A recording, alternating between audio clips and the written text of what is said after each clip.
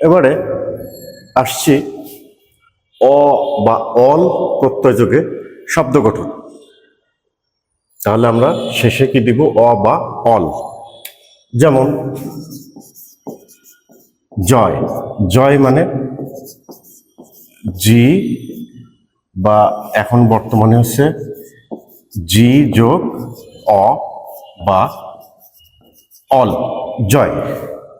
যদি বলি নয়, যখনই এই অন্তঃস্থর পাশে একটা অক্ষর থাকবে, এই অক্ষরটা তৈরি হবে কি দিয়ে? দীর্ঘিকার দিয়ে। কি দিয়ে তৈরি হবে? দীর্ঘিকার। আবার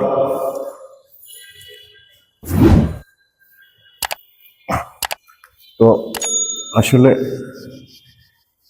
বর্গের জয়ের দীর্ঘি দিয়ে লেখাই বেটার।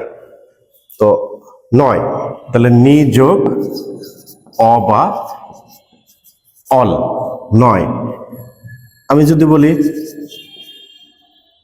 ক্ষয়, তাহলে কি হবে? খি যোগ অ বা অল, ক্ষয়। তারপরে আমি যদি বলি ভয়, তাহলে ভি যোগ অ বা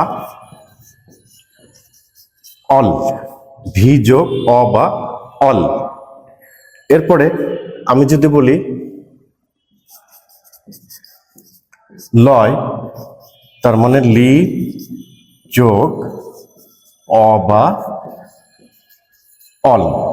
তাহলে অ বা অল প্রত্যয়যোগে শব্দ গঠন খুব সুন্দরভাবে সহজেই বোঝানোর চেষ্টা করেছি। আশা করি সবাই বুঝতে পেরেছ। লেখা দেখা যায়? হ্যাঁ, সবাই বুঝতে পেরেছ। তাহলে সকলকে অসংখ্য অসংখ্য ধন্যবাদ। আগামী ক্লাসে আরেকটি বিষয় নিয়ে আসবো। আল্লাহ হাফেজ।